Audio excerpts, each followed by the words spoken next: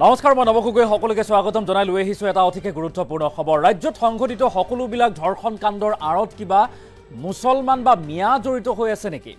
এইবাৰ মুখ্যমন্ত্ৰী হিমন্ত বিশ্ব শৰ্মাই কৈছিল যে বিজেপি যেতিয়া আঁতৰি যাব মিয়াই অসমখন দখল কৰি ল'ব, আৰু সেই মন্তব্য কৰাৰ পিছতেই মুখ্যমন্ত্ৰী হিমন্ত বিশ্ব শৰ্মাক উভতি ধৰিছে বা হৰফ হৈছে AIDFৰ বিধায়ক ৰফিকুল ইছলাম।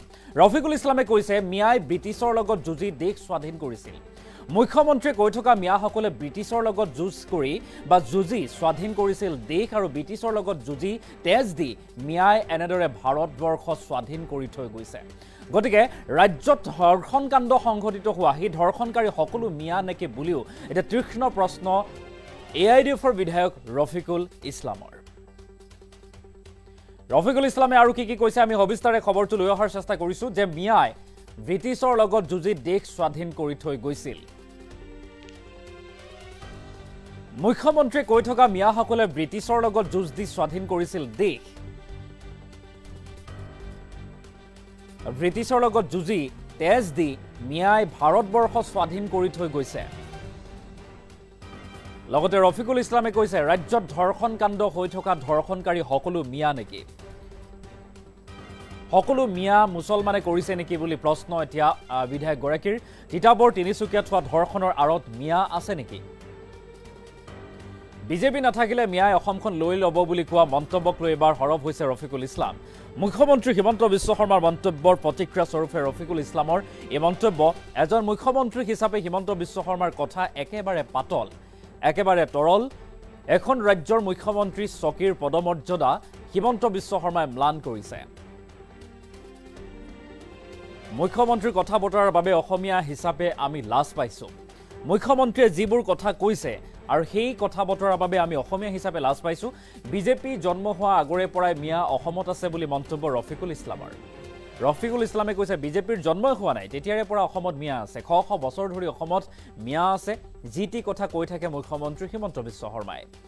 বিজেপি অসমলৈ অহা কেইবছৰ হৈছে, জন্ম কেতিয়া হৈছে ভাৰতীয় জনতা পাৰ্টীৰ? এই প্ৰশ্ন বিজেপিক উদ্দেশ্যে AIDFৰ বিধায়কগৰাকীৰ। মুখ্যমন্ত্ৰীয়ে ফ'ল' কৰা RSS ব্ৰিটিছৰ লগত থাকি পলাই ফুৰিছিল। RSS এসময়ত ব্ৰিটিছৰ লগত থাকি পলাই ফুৰিছিল। RSSে ব্ৰিটিছৰ বিৰুদ্ধে যুদ্ধক্ষেত্ৰলৈ যাবলৈ ভয় কৰিছিল, কিন্তু মিয়াসকল যুঁজলৈ গৈছিল, দেশ স্বাধীন কৰিছিল। সেই সময়ত আমাৰ পূৰ্বপুৰুষসকলে ভাৰতক ব্ৰিটিছৰ পৰা কাঢ়ি আনিছিল বুলিও দাবী কৰিছে AIDFৰ বিধায়কগৰাকীয়ে। মুখ্যমন্ত্ৰীয়ে ভুল বাৰ্তা দি অসমৰ পৰিৱেশ বিনষ্ট কৰিব নালাগে। আৰু মিয়াই ব্ৰিটিছৰ লগত যুঁজি দেশ স্বাধীন কৰিছিল বুলি এনে এক তাৎপৰ্যপূৰ্ণ মন্তব্য।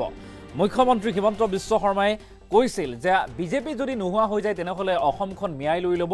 অসমত 40% আগ্ৰাসী লোক আছে, তেখেতসকলে কোনো ধৰণৰ কাম কৰিবলৈ বা ভয়ংকৰ কাণ্ড সংঘটিত কৰিবৰ বাবে কুণ্ঠাবোধ নকৰে।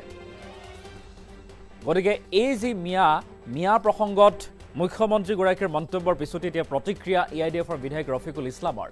ৰফিকুল ইছলামে কৈছে মিয়া এনে এটা জাতি যি জাতিয়ে দেশ স্বাধীন কৰিবৰ বাবে ব্ৰিটিছৰ বিৰুদ্ধে যুঁজ দিছিল, আৰু সেই মিয়াক এতিয়া মুখ্যমন্ত্ৰীয়ে যি টি কৈ থাকে বুলি উল্লেখ কৰিছে। লগতে ৰাজ্যত সংঘটিত বিভিন্ন ধৰণৰ ধৰ্ষণ কাণ্ড সকলোতে কেৱল কি মিয়া জড়িত হৈ আছে নেকি বুলিও প্ৰশ্ন AIDFৰ বিধায়কগৰাকীৰ। মন্তব্য আছে, আমি মন্তব্য শুনাব বিচাৰিছোঁ। আচলতে মুখ্যমন্ত্ৰী হিমন্ত বিশ্ব শৰ্মাৰ মন্তব্যক কেনেদৰে প্ৰত্যুত্তৰ দিছে AIDFৰ বিধায়ক ৰফিকুল ইছলামে, সেই মন্তব্য লৈ আহিছোঁ। টাৰ্গেট নকৰিব। মুখ্যমন্ত্ৰী তৰল মন্তব্য কৰি ভাল পায়, আৰু তেখেতে ইমান পাতল কথা বাৰ্তাবিলাক কয়। মুখ্যমন্ত্ৰীৰ চকীখনক তেখেতে মানে চকীৰ পদমৰ্যাদা তেখেতে ম্লান কৰিছে, আৰু তেখেতৰ কথা বাৰ্তাৰ কাৰণে আমি অসমীয়া হিচাপে লাজ পাওঁ। মিয়াই বিজেপি নাথাকিলে মিয়াই অসমখন লৈ ল'ব, তেখেতে যিসকলক মিয়া বুলি সম্বোধন কৰি মুছলমানসকলক টাৰ্গেট কৰে, সেইসকলতো আজিৰ পৰা নাই, শ শ বছৰৰ পৰা অসমত আছে। বিজেপিৰ জন্মৰ আগৰ পৰা সেইসকল আছে। বিজেপি কালিহে কেইদিন হ'ল বিজেপিৰ জন্ম, 1980 চনত। বিজেপি অসমত কেতিয়া আহিল? আজি 9 বছৰহে হৈছে বিজেপি অসমত, ইয়াৰ আগত বিজেপি নাছিল নহয়। গতিকে এইসকল অসম লৈ ক'ত উৰি গ'ল? অসম ভাৰতবৰ্ষ এই অন্য জাতি জনগোষ্ঠীৰ লগত যিসকলক মুখ্যমন্ত্ৰী মিয়া বুলি সম্বোধন কৰি আছে, এইসকলৰ পূৰ্বপুৰুষে ব্ৰিটিছৰ লগত যুঁজি ভাৰতবৰ্ষ স্বাধীন কৰিছে। নিজৰ ৰাষ্ট্ৰ নিজৰ দেশ ব্ৰিটিছৰ লগত যুঁজি তেজ দি স্বাধীন কৰিছে তেতিয়া মুখ্যমন্ত্ৰী যিসকলক ফলো কৰে RSS ব্ৰিটিছৰ লগত আছিল পলাই ফুৰিছিল যুদ্ধক্ষেত্ৰত যাবলৈ ভয় কৰিছিল আপোনাৰ ব্ৰিটিছৰ পৰা অজিফা লৈছিল স্কলাৰশ্বিপ লৈছিল সেই সময়ত ভাৰত ৰাষ্ট্ৰৰ বিভিন্ন জাতি জনগোষ্ঠীৰ লগত আমাৰ পূৰ্বপুৰুষসকলে যুঁজি এই ৰাষ্ট্ৰখন ব্ৰিটিছৰ হাতৰ পৰা কাঢ়ি আজি এটা ফ্ৰী ৰাষ্ট্ৰ হিচাপে তেখেতসকলে কৰাৰ কাৰণে সক্ষম হৈছে গতিকে সেইসকলে মিয়াসকলে অসমখন লৈ গুচি যাব আকাশত যাব নেকি আকাশৰ পৰা আহিছে নেকি এইসকলে মাটিৰ তলৰ পৰা ফাটি ওলাইছে নেকি এইসকল যাব এইসকল আমাৰ পূৰ্বপুৰুষ যিসকলক তেখেতে মিয়া বুলি কৈ আছে মই নিজে কৈছোঁ মোৰ পূৰ্বপুৰুষ ম্যানমাৰৰ পৰা অহা নাই থাইলেণ্ডৰ পৰা অহা নাই চীন জাপানৰ পৰা অহা নাই যে অসমৰ এটুকুৰা মাটি লৈ আমি গুচি যাম তালৈকে মুখ্যমন্ত্ৰী ভুল আপুনি আৰু এই ভুল কথা বাৰ্তাবিলাক দি আপুনি অসমৰ পৰিৱেশটো কলুষিত নকৰিব আপুনি ভুল কথা কৈ বিভ্ৰান্ত বিয়পাই আপুনি নিজৰ ৰাজনৈতিক ৰুটিটো চেকাৰ চেষ্টা মানে হেৰি কৰাৰ আপুনি চেষ্টা নকৰিব এনেকুৱা ধৰণৰ বক্তব্য নকৰিবলৈ আপোনাক আহ্বান জনাইছোঁ তেখেতে আৰু কৈ আছিল 40% এইসকল মানুহ এইসকল মানে 40% এতিয়া কি ক'ব তেখেতে মাজে মাজেতো গৰিয়া মৰিয়া দেশী জোলহা এইসকলক তেখেতে ভাগ কৰে খিলঞ্জীয়া অখিলঞ্জীয়া কিবা কিবি কৈ মুছলমান অসমৰ মুছলমানসকলক ভাগ কৰে আজি 35% মুছলমান অসমত তেখেতে 40% জবৰদস্তি কৈ আছে কৈ থাকক বাৰু মানিলোৱে তেখেতে জবৰদস্তি কৈ আছে যে নেক্সট সেন্সাছত গৈ 40% হ'ব অথচ তেখেতে আগৰ সেন্সাছৰ কথা মতেই কথা পাতিব লাগে যে 35% অসমত মুছলমান এই মুছলমানৰ মাজতো গোটেইখিনি আছে আজি এফালে তেখেতে ভাগ ভাগ কৰাৰ চেষ্টা কৰে আকৌ যেতিয়া গালি দিব লগা হয় গোটেই মুছলমানক তেখেতে মিয়া বুলি সম্বোধন কৰি গোটেইখিনিক একেলগে গালি দি দিয়ে 40% মানে মিয়া বুলি কৈ 40% মুছলমান মিয়া বুলি কৈ তেখেতে গোটেইখিনিক একেলগে গোৱাল গালি দি দিয়ে এজন মুখ্যমন্ত্ৰী চকীৰ পৰা বহি আপুনি ন্যূনতম লাজ লাগিব লাগে এনেকুৱা ধৰণৰ কথা বাৰ্তা কওঁতে আমি লাজ পাওঁ মুখ্যমন্ত্ৰী ডাঙৰীয়া আপোনাৰ এই আচৰণে আপোনাৰ কথা বাৰ্তাই আমাক দুখ দিয়ে আৰু আমি লাজ পাওঁ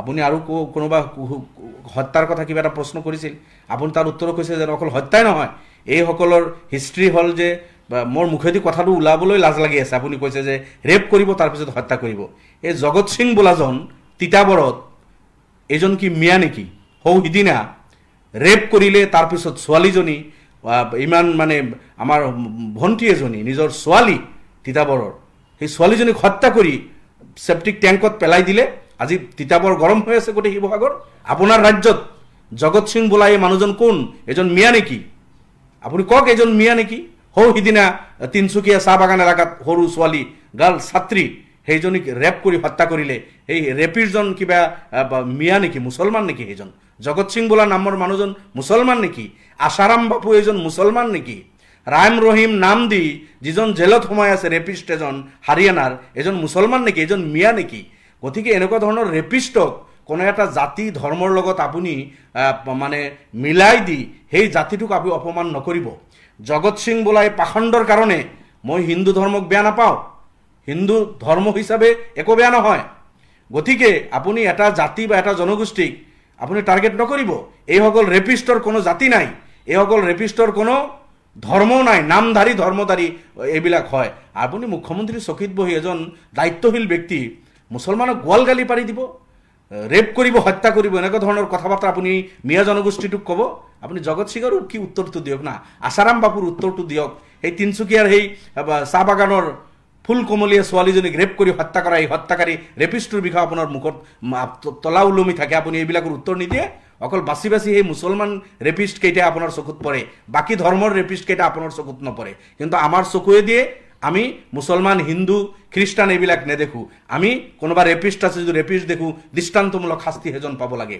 যোন ধৰ্মৰে নহওক কিয় কোনোবা ডাকু প্ৰবৃত্তৰ মানুহ আছে যদি আমাৰ চকুত পৰে সেইজন মুছলমানেৰে হওক মোৰ ঘৰৰে হওক আৰু আনৰ ঘৰৰ হওক হিন্দু হওক মুছলমান হওক এইবিলাক আমাৰ চকুত পৰে সেই ব্যক্তিজন সেই ধৰ্মৰ প্ৰতি আমাৰ কোনো ঘিণ ভাৱ নাই আৰু সেই জাতি জনগোষ্ঠীৰ প্ৰতি আমাৰ কোনো ঘিণ ভাৱ নাই সেই ব্যক্তিজনকে আমি ঘিণ কৰোঁ যিজন ব্যক্তি এই ক্ৰাইমৰ লগত জড়িত আপুনি যদি পাৰে তেনেকুৱা এটা মনোভাৱ লৈ চলাৰ চেষ্টা কৰক মোক